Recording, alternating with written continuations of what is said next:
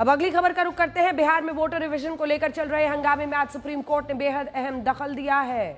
Supreme court ने आज कोई अंतिम निर्णय तो नहीं सुनाया, लेकिन कोर्ट का अंतरिम आदेश उस सियासत पर चोट कर रहा है जहां चुनाव आयोग को तरह तरह की बातें गोदी आयोग कहने जैसी हदें लांघी जा रही थी। अक्टूबर नवंबर में होने जा रहे बिहार चुनाव के पहले वोटर रिवीजन प्रक्रिया को लेकर चुनाव आयोग के अधिकार को चुनौती देने वालों को आज बैकफुट पर आना पड़ा। हालांकि अभी आपको बता दें, इस पूरे मामले में सिर्फ सवाल जवाब हुए हैं। अभी कोर्ट ने कोई आदेश पास नहीं किया है, लेकिन सबसे बड़ी बात यही है कि जो रोल रिवीजन हो रहा था, इलेक्टोरल रोल रिवीजन, यानी वोटर के नाम का जो पूरा लिस्ट होता है उसका रिवीजन हो रहा था, उस पर कोर्ट ने रोक नहीं लगाई। सुप्रीम कोर्ट ने बिहार में स्पेशल इंटेंसिव रिवीजन यानी एसआईआर को फौरन रोकने की मांग नहीं मानी और चुनाव आयोग को इसे जारी रखने की इजाजत दे दी। हालांकि उसने चुनाव आयोग से कई मुद्दों पर जवाब भी तलब किए हैं। अब अगली सुनवाई 28 जुलाई को होगी। सुप्रीम कोर्ट में दाखिल याचिकाओं का एक आधार कार्ड भी था और यह आरोप लगाया गया था कि आधार कार्ड को मान्य नहीं करके करोड़ों लोगों को वोटर बनने के अधिकार से वंचित करने की कोशिश की जा रही है। कोर्ट ने आधार कार्ड, एग्जिस्टिंग वोटर कार्ड और राशन कार्ड को वैलिड डॉक्यूमेंट मानने का सुझाव दिया, लेकिन चुनाव आयोग को बाध्य नहीं किया। यह कहा कि यू विल कंसिडर, मतलब आप उस पर विचार करें। तो सुप्रीम कोर्ट के इस फैसले के मायने हैं क्या, आइए हम आपको बताते हैं। बिहार में वोटर रिवीजन पर रोक इसलिए नहीं लगाई गई है, देखिए, क्योंकि चुनाव आयोग को संविधान ये अधिकार देता है कि भाई वोट कौन करेगा इस देश में। वोटर लिस्ट का जो रिवीजन है, कहीं वोटर लिस्ट में ऐसा तो नहीं कि बाहर से जो अवैध घुसपैठिए आए हैं उनका भी नाम आ गया है। हर वोटर जो उस लिस्ट में है वो भारतीय तो है। यानी कोर्ट ने बिहार में हो रही प्रक्रिया की संवैधानिकता पर सवाल बिल्कुल नहीं खड़ा किया, भले ही उसके खिलाफ संविधान की दुहाई दी गई हो। कोर्ट ने जब आधार, वोटर कार्ड, राशन कार्ड, इनको वैलिड दस्तावेज मानने का सुझाव दिया, तो चुनाव आयोग के वकील ने कोर्ट से साफ कहा कि इन दस्तावेजों में गलतियों और गड़बड़ियों की संभावनाएं हैं, इसीलिए इसे बाध्य नहीं बनाया जाना चाहिए, लेकिन ऑप्शनल तो डाला ही गया है। इस आर्ग्यूमेंट को कोर्ट ने स्वीकार किया। लेकिन कोर्ट में आज सबसे महत्वपूर्ण बहस इस बात पर हुई कि क्या चुनाव आयोग के पास नागरिकता तय करने का अधिकार है। चुनाव आयोग की ओर से संविधान के आर्टिकल 326 में मिले अधिकारों का हवाला दिया गया और कोर्ट को ध्यान दिलाया गया कि कोई भारतीय नागरिक ही वोटर बन सकता है, लेकिन कोर्ट ने इस मसले पर केंद्रीय गृह मंत्रालय का क्षेत्राधिकार होने की बात की। इसीलिए यह पक्ष अभी अगली सुनवाई में सुप्रीम कोर्ट में जाकर तय होगा।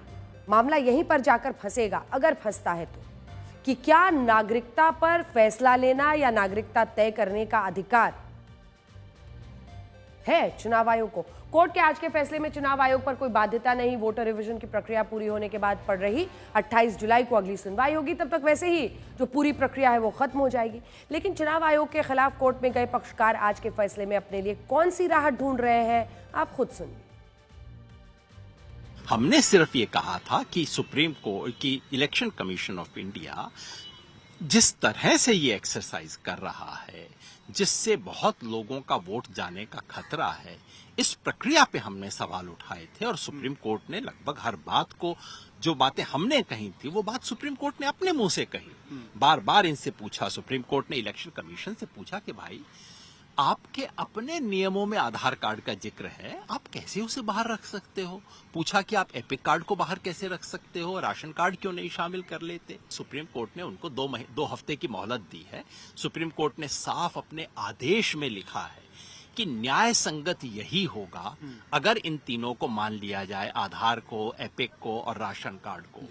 अब देखना है कि चुनाव आयोग सुप्रीम कोर्ट की भावना का सम्मान करता है या नहीं।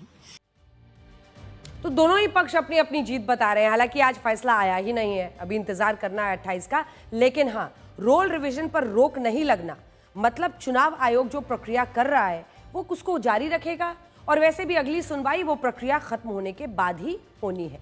यहां मैं आज की सुप्रीम कोर्ट की सुनवाई की एक महत्वपूर्ण बात आपको बताना चाहती हूं। जब बिहार की वोटर रिवीजन प्रक्रिया में आधार कार्ड को वैलिड डॉक्यूमेंट नहीं मानने पर सवाल उठाए जा रहे थे, तो चुनाव आयोग की ओर से सुप्रीम कोर्ट के ही उस फैसले की याद दिलाई गई जिसमें कोर्ट ने कहा था कि आधार सिर्फ पहचान पत्र है, मैं ये भी आपको बताना चाहती हूं कि 19 पेज के एसआईआर अधिसूचना के 16वें पेज के कॉलम में आधार नंबर भरने का विकल्प भी है। वैसे जब आज सुप्रीम कोर्ट का अंतरिम आदेश आया, उससे पहले विपक्ष के लोग इस बात पर खूब जोर दे रहे थे कि अगर बिहार के लोगों के पास डॉक्यूमेंट नहीं है तो क्या उनके वोटिंग राइट्स को छीन लिया जाएगा। सुनिए आज सुबह तेजस्वी यादव ने इस पर क्या कहा।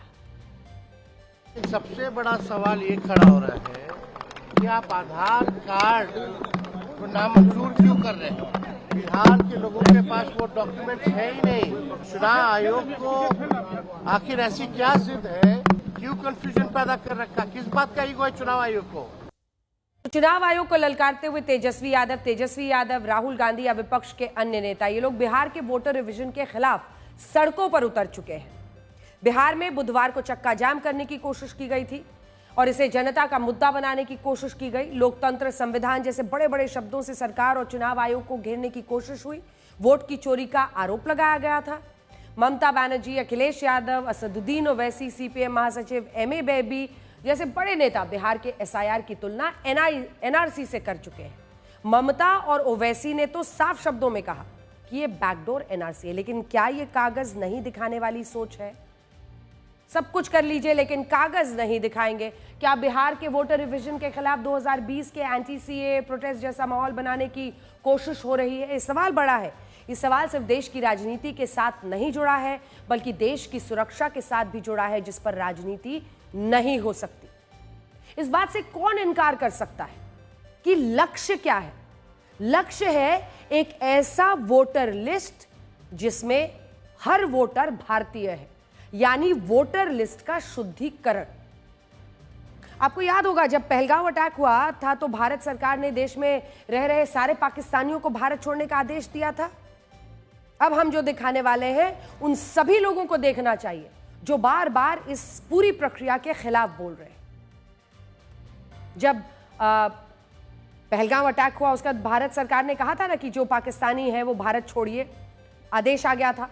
उसी दौरान ऐसी ऐसी कहानियां पता चली कि पाकिस्तानी नागरिक भारत में पिछले कई वर्षों से रह रहे हैं। उनकी यही शादी है, बच्चे हो गए, यही पढ़ रहे हैं, यही उनका आधार कार्ड बना हुआ है। लेकिन सबसे खतरनाक तो है उनका वोटर कार्ड होना, क्योंकि देश का संविधान जिसकी दुहाई आप दे रहे हैं वो देश का संविधान कहता है आर्टिकल 326 में कि वोट सिर्फ भारतीय नागरिक डाल सकता है। राशन कार्ड था लेकिन वो भारत के नागरिक नहीं थे।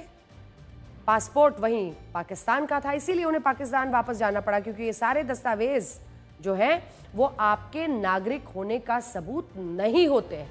और बिहार के इस मौजूदा केस में भी यही सवाल है कि आधार कार्ड आपके नागरिक होने का सबूत नहीं है। सुनिए जरा, उस वक्त अप्रैल के महीने में जब एक पाकिस्तानी नागरिक पाकिस्तान भेजा जा रहा था तो उसी ने बताया था कि उसने भारत में चुनावों में वोट भी दिया है।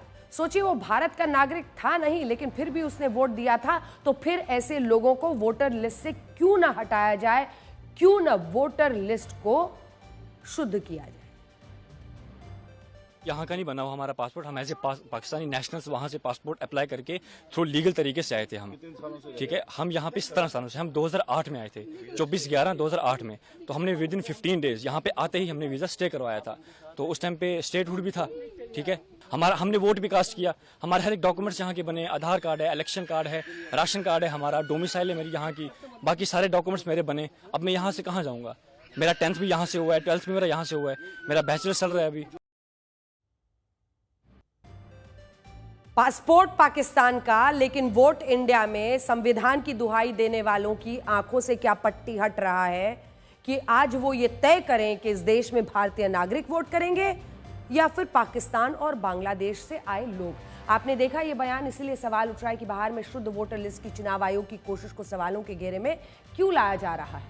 एसआईआर प्रक्रिया के 16 दिनों में आज शाम तक 66.16% फॉर्म जमा हो चुके हैं। अभी तो 15 दिन बाकी है। औसतन लगभग 10% लोग फॉर्म भर रहे हैं। जब बिहार में एसआईआर प्रक्रिया शुरू हुई तब कुल वोटर लगभग 7 करोड़ 90 लाख थे और उनमें से 5 करोड़ 22 लाख फॉर्म जमा हो चुके हैं। यानी करोड़ों वोटर का अधिकार छीनने का डर क्या सिर्फ हवा खड़ा करने की कोशिश की जा रही है? जब लोग खुद ही सामने आ रहे हैं और जो प्रक्रिया है वो तेजी से बढ़ रही है, तो फिर ऐसे में अड़चन क्यों डालना, ये क्यों डराना कि आपका नाम हट जाएगा? यहां मैं एक आंकड़ा और देना चाहती हूं। पब्लिक के बीच माहौल बनाने के लिए विपक्ष भले कहे कि बिहार की एसआईआर प्रक्रिया बिहार के ही खिलाफ है, लेकिन एसआईआर प्रक्रिया में विपक्ष हिस्सा लेने में पीछे नहीं है, और ये बहुत अच्छी बात है, बहुत अच्छी बात है। लेकिन दोहरा रवैया क्यों? सीपीएम से जुड़े बूथ लेवल ऑफिसर जो है, अधिकारी, बीएलए, उनके एजेंट्स की देखिए संख्या 661% बढ़ी है। और ये कितने दिन में हो रहा है? 23 जून 2 जुलाई, यानी 7-2-9 दिन के अंदर सीपीएम में 661% ब्लॉक लेवल एजेंट बढ़े हैं। सीपीआई एमएल में 446% बढ़े हैं। बीएसपी में 185% बढ़े हैं सिर्फ 9 दिन के अंदर।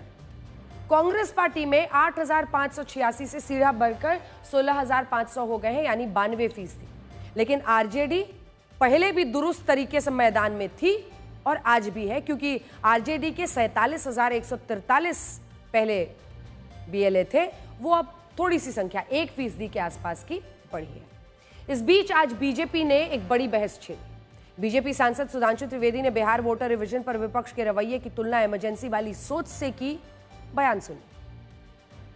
इमरजेंसी क्यों लगी थी? क्योंकि इंदिरा गांधी जी का चुनाव रद्द कर दिया गया था।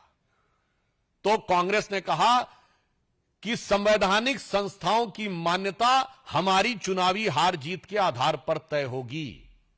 और अभी आपने देखा जो बिहार में प्रदर्शन किया है, 50 साल में मानसिकता नहीं बदली है। वही मानसिकता राहुल गांधी जी के वक्तव्य पर लक्षित होती है कि मेरी चुनावी हार जीत के आधार पर संवैधानिक संस्थाओं की मान्यता तय होगी। तो यह दर्शाता है कि पीढ़ियां बदल गई पर सोच नहीं बदली। लेकिन एक और मामला है जिसमें पीढ़ियां बदल गई लेकिन सोच नहीं बदली।